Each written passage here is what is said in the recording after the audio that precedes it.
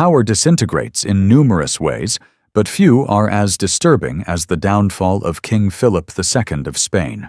A man who once ruled over half of the known world faced a final foe that was neither foreign kings nor defiant subjects, but something far more sinister: his own rotting flesh.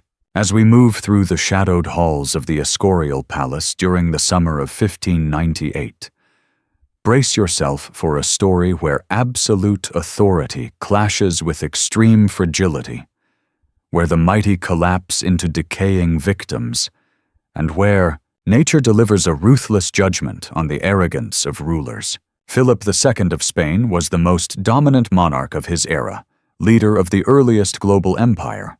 His dominion stretched from the Americas all the way to the Philippines, islands that still carry his name. As the offspring of Emperor Charles V, Philip's empire spanned continents so vast that it inspired the famous phrase claiming the sun never sets on his realm. As a staunch protector of Catholic orthodoxy during the Counter-Reformation, he was both admired and dreaded, launching his formidable armada against England and sponsoring brutal crusades against Protestant dissenters throughout Europe.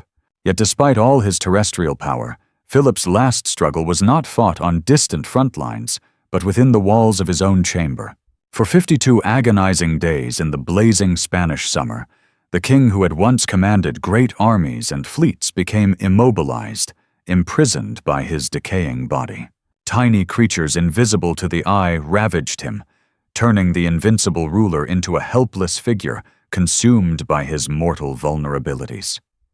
The smallest details of his condition overwhelmed him completely. This story is not merely about physical torment, although the pain was intense. It is a reflection on the limits of human strength, the inevitability of death, and the unforgiving equality brought by decay. The Escorial Palace that Philip built to serve as both a royal home and a mausoleum would ultimately become his final resting place, but only after acting as the stage for his long and agonizing last chapter. Within these stone chambers, a king who had once controlled the destinies of entire realms found himself utterly helpless against the unyielding assault of illness and parasites. Eyewitnesses to his concluding days left behind descriptions so horrifying that they were dismissed by historians as embellishments for many years, yet contemporary medical study indicates otherwise. What follows is the true account of Philip II's dreadful end, a demise so prolonged, so brutal, and so humiliating that it stands as a solemn reminder throughout history. As we lift the richly decorated royal coverings to expose the decaying body underneath, we are reminded that ultimately, even sovereigns return to dust. Sometimes this happens while they still breathe, sometimes gradually, and sometimes they become living banquets for the tiniest creatures on earth. The initial indications of Philip's decline began in the spring of 1598. At 71 years old, the king was considered old by the standards of that era and had endured numerous health challenges over many decades. Gout, which began troubling him since his 30th year, had deformed his fingers, and Philip's toes had transformed into gnarled limbs, making both writing and walking increasingly challenging as each year passed. The attacks intensified in frequency and severity, spreading from his extremities to his knees, wrists, and shoulders. He also developed a severe form of arthritis that court attendants described as rendering him unable to move a hand or foot, not even to scratch his head. Alongside persistent fevers, these ailments had already confined the king to a wheelchair by the year 1591. Nevertheless, he upheld his legendary diligence, personally examining every important state document, occasionally adding simple notes such as "no," ensuring that not a single word that could influence the fate of thousands across his vast empire was overlooked. However, in June of 1598, Philip's condition deteriorated dramatically. A fresh wave of fevers left him delirious and weakened. More alarming were the numerous abscesses that began to appear on his right knee and hand. These pustules would break open and drain, only to return with even greater intensity. The royal doctors, constrained by the medical understanding of their era, applied poultices and practiced bloodletting, but the infection marched on relentlessly. Within weeks, the King of Spain was confined to his bed, able to move only his head and left arm. The most powerful monarch in Christian Europe found himself completely reliant on servants for every bodily need. His proud Spanish decorum, which had established one of the most formal courts in Europe, collapsed in the face of basic human necessities. The man who had once been Philip could only be approached with great caution. Now lying soiled in his own waste, the attendants struggled to change his bed linen fast enough. As July's heat grew more intense, so did Philip's agony. Abscesses spread widely across his chest, groin, and legs. From these festering wounds arose a foul odor so powerful that even the most loyal staff found it difficult to stay within the royal chamber. The smell of decaying flesh filled the palace halls, prompting courtiers to press scented handkerchiefs to their faces as they passed near the king's rooms. Philip, though still clear enough to grasp the severity of his state, ordered the windows to remain shut, not for his own comfort, but to stop the royal stench from upsetting anyone outside. Contemporary reports described the king's body as covered with pustules that would burst only to fill again with blood and pus. These sores never fully healed. Instead, they became breeding grounds for something far more dreadful. Immobilized and unable to shift position without unbearable pain, Philip's sweat-drenched bedding created a perfect environment for infestation. The first lice appeared in early August. Perhaps they arrived with a palace servant, or perhaps they originated in the now increasingly foul bedding.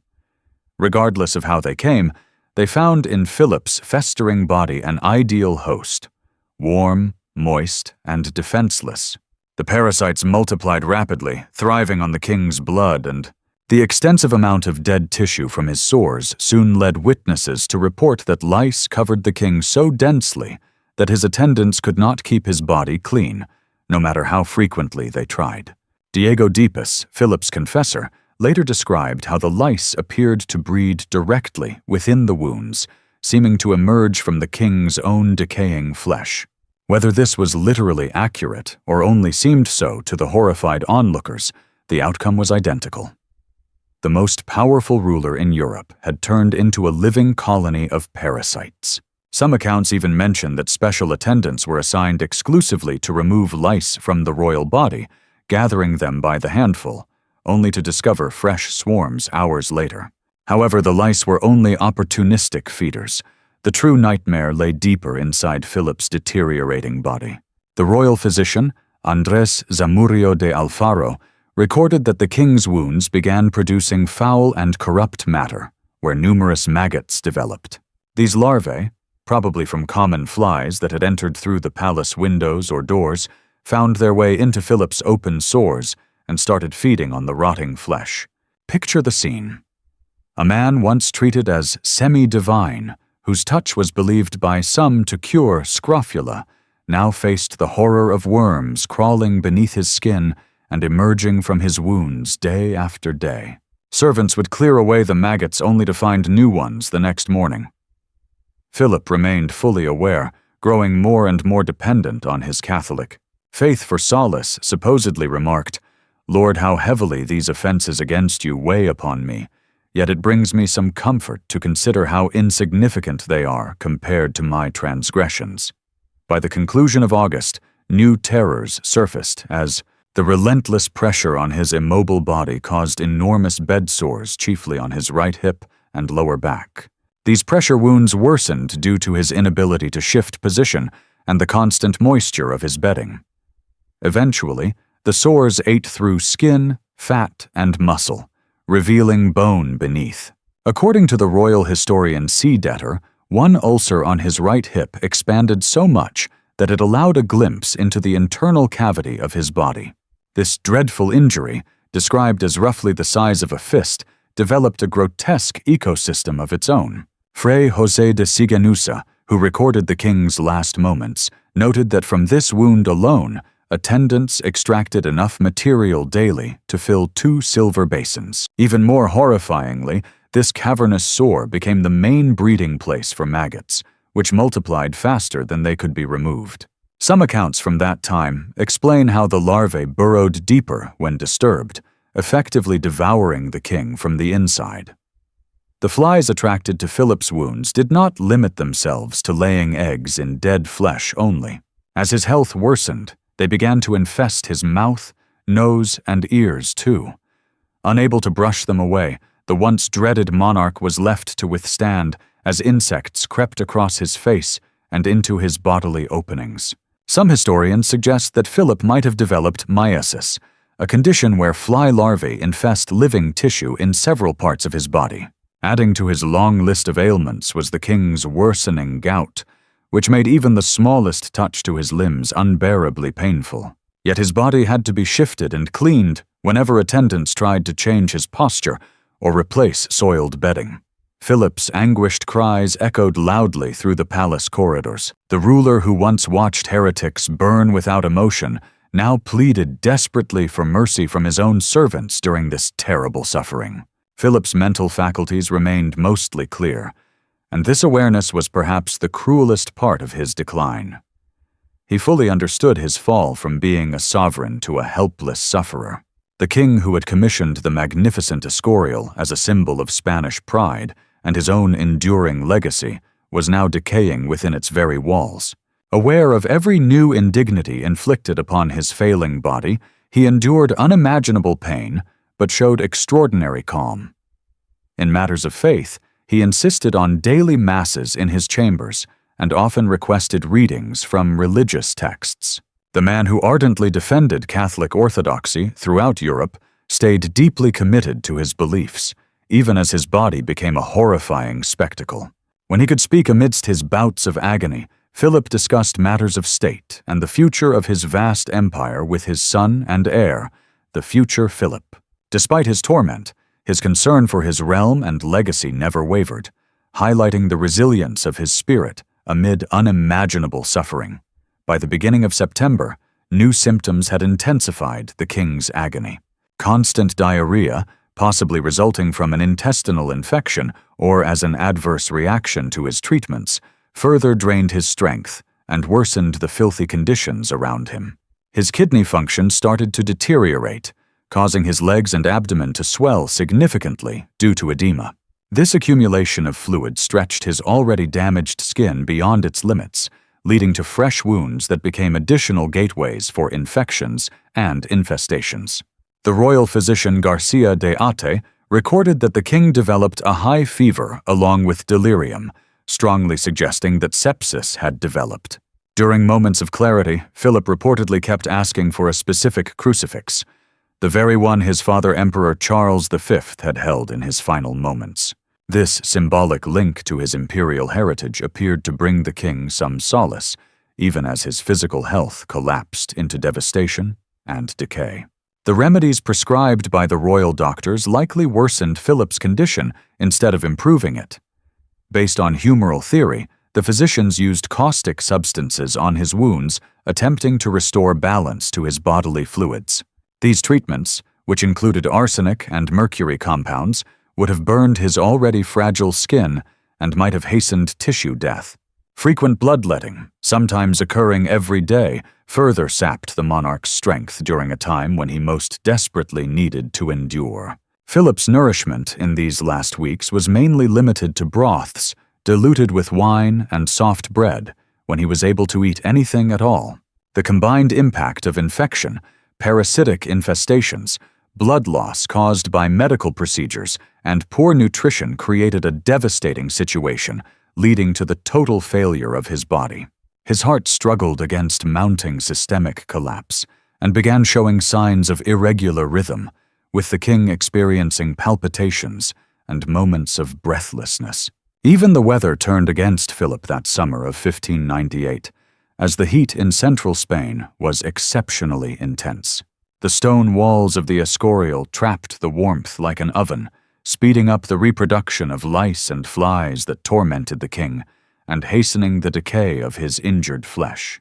The small windows in his chamber were mostly closed to contain the foul odors, allowing little fresh air to cool his feverish body or clear the putrid atmosphere that hung thickly over the royal bed.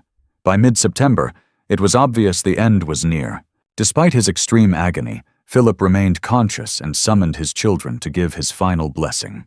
His son, the future Philip III, who had been shielded from seeing the worst of his father's decline, was visibly shaken by the frightening figure before him. The young prince is said to have had to exit the room several times to regain his composure, overwhelmed by both the sight and the stench of the father he once knew. A once formidable father was reduced to a writhing, decayed shell. In a last act of royal responsibility, Philip attempted to pass on wisdom to his successor.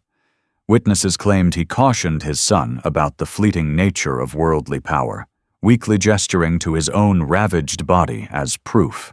"I have been treated like an old dog," he reportedly said to the prince. "Remember this when you wear the crown." Whether these words served as a warning against arrogance or a bitter acknowledgement of abandonment by courtiers who could no longer endure his presence remains uncertain.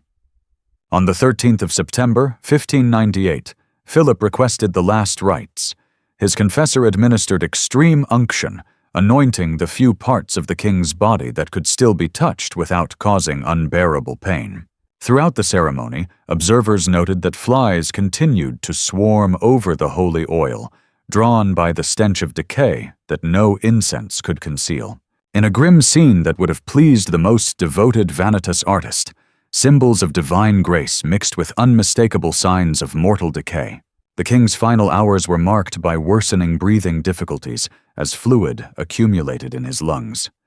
The last indignity in a series of failing systems. His breaths became shallow and rattling, each exhalation carrying the foul scent of internal rot.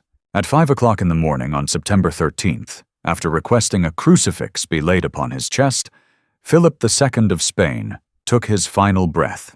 The ruler who controlled the riches of the New World and commanded Europe's most powerful army had ultimately been defeated by the smallest of enemies. Preparing the royal body for burial brought challenges never seen before. Standard embalming methods were almost impossible to carry out due to the body's advanced decay. According to palace records, the remains were so fragile that they started to fall apart when handled. The royal embalmers acted swiftly, applying large quantities of perfumes, spices, and preserving substances in an effort to make the corpse suitable for public viewing. Despite their dedication, the king's remains kept decaying quickly. As a result, the funeral rites were shortened, with only the most necessary ceremonies performed before the closed coffin was rushed to the royal tomb beneath the Escorial. There, Philip was laid to rest beside his father and his many wives. His physical deterioration was finally concealed from sight, if not from collective memory or history. News of the king's terrible demise spread rapidly across Europe, provoking mixed reactions. In Protestant England and the Netherlands, where Philip was seen as a cruel oppressor, stories of his agonies were met with barely hidden delight. Pamphlets circulated claiming his gruesome death was divine punishment for the tortures of the Inquisition and the bloodshed during the Dutch Rebellion. Queen Elizabeth was of England. Philip's longtime opponent reportedly commented upon learning the details, "We should not ridicule the ailments of rulers because they remind us all of our shared mortality." In Catholic regions, especially within Spain itself, official narratives of Philip's passing were carefully polished, highlighting his devotion and grace while confronting his final ordeal.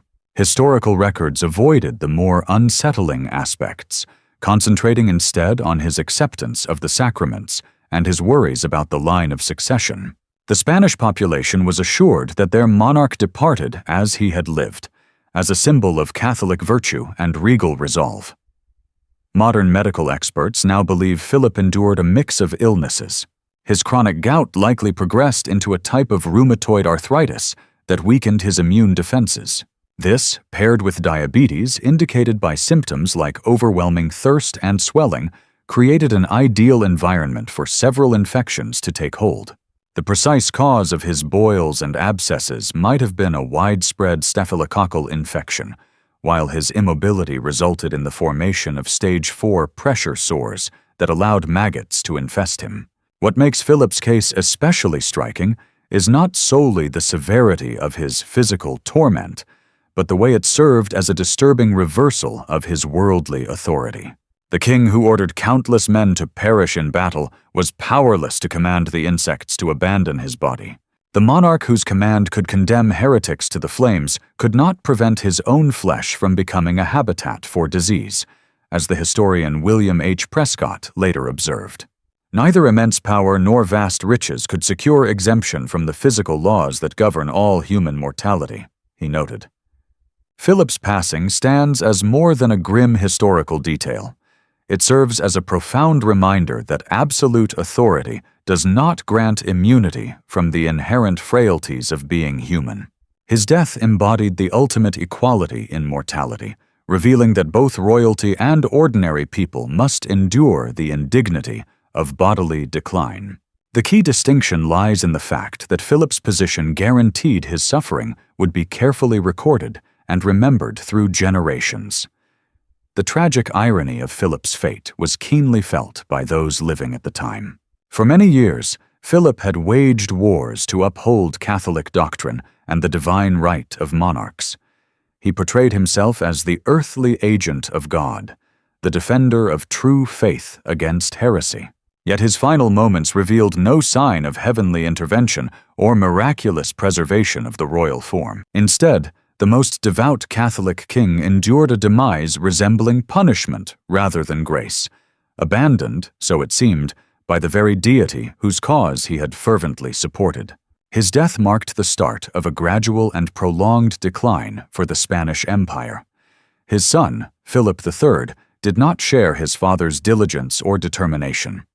Philip's administrative expertise declined over several decades. Spain began losing lands and influence, ultimately giving up its role as Europe's leading power.